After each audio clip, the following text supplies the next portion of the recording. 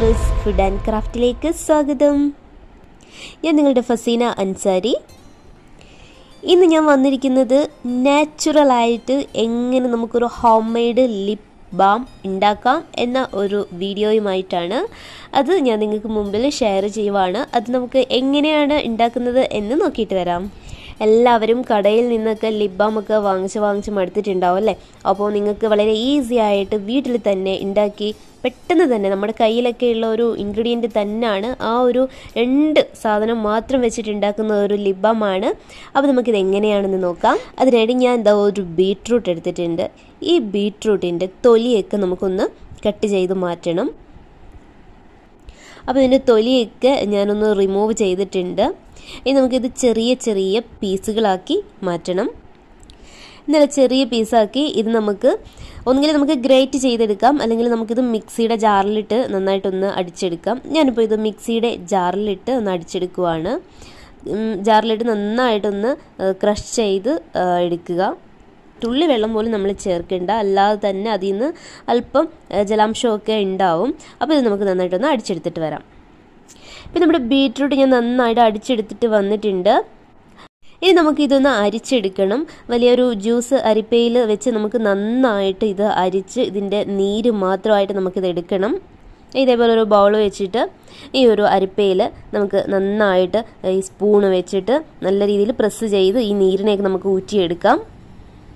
ഇതുപോലെ നന്നായിട്ട് സ്പൂണും കൊണ്ടൊന്ന് പ്രസ് ചെയ്ത് കൊടുക്കണം. നമുക്ക് അതാണ്ട് ഈ ഒരു ക്വാണ്ടിറ്റിയിലാണ് നമുക്കിത് കിട്ടിയിരിക്കുന്നത്. വലിയ ക്വാണ്ടിറ്റി ഒന്നും അല്ല, വളരെ കുറച്ച് ക്വാണ്ടിറ്റിയാണ് നമുക്ക് കിട്ടിയിരിക്കുന്നത്. പക്ഷെ ഇത്രയും നമുക്ക് മതി. ലിപ് ബാം ഉണ്ടാക്കാൻ നമുക്കിത് ധാരാളമാണ്.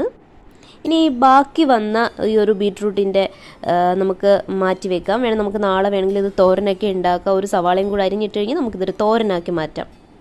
നമ്മുടെ ബീട്രൂട്ടിൻ്റെ ജ്യൂസ് അവിടെ റെഡിയായി. ഇനി നമുക്ക് ഒരു പാൻ വെച്ചിട്ട് ആ പാനിലേക്ക് നമുക്കിത് ഒഴിച്ചു കൊടുക്കാം. ഇത് നമുക്കൊന്ന് കുറച്ച് തിക്കായിട്ട് എടുക്കണം. ഫ്ലെയിം കുറച്ച് വെച്ചിട്ട് നമുക്കിതൊന്ന് ഇളക്കി കൊടുക്കണം. ഇതൊന്ന് കുറച്ച് തിക്കായിട്ട് നമുക്ക് കിട്ടേണ്ടതായിട്ടുണ്ട്.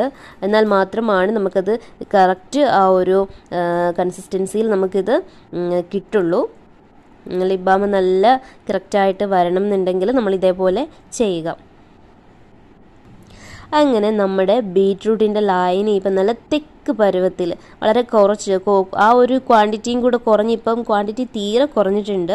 പക്ഷെ നമുക്ക് പേടിക്കേണ്ട, നമുക്ക് ഇത്രയും മതിയാവും നമുക്ക്.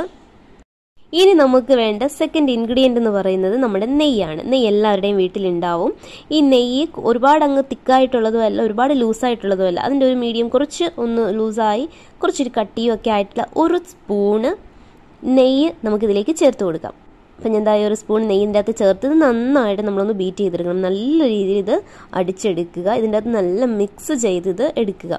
ഓക്കെ, നല്ല അടിപൊളിയായിട്ട് നല്ല മിക്സ് ചെയ്ത് നല്ല ഒരു കൺസിസ്റ്റൻസിയിൽ നമുക്കിത് കിട്ടിയിട്ടുണ്ട്. ഇനി നമുക്ക് ചെയ്യേണ്ടത്, ഞാൻ ഇതേപോലെ ഒരു ചെറിയൊരു കുപ്പി എടുത്തിട്ടുണ്ട്. ഒരു അടപ്പോട് കൂടിയ ഒരു ചെറിയൊരു കുപ്പിയാണ്. ഇതെൻ്റെ കയ്യിൽ ഓൾറെഡി ഉള്ള ഒരു കുപ്പിയാണ്.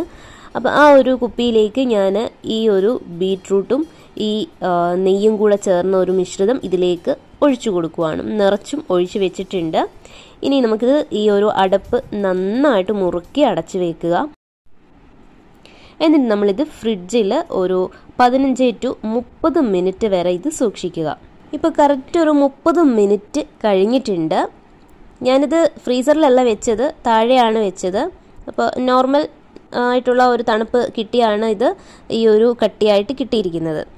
നല്ല കളറിൽ നല്ല ഓയിലി ടൈപ്പായിട്ട് നമ്മുടെ ലിപ് ബാം ഒക്കെ കിട്ടുന്ന ആ ഒരു രീതിയിൽ തന്നെ നമുക്കിത് വന്നിട്ടുണ്ട്. നല്ല റെഡ് കളറിൽ. ഇത് ഞാൻ ചുണ്ടിലൊന്ന് അപ്ലൈ ചെയ്ത് കൊടുക്കുവാണ്.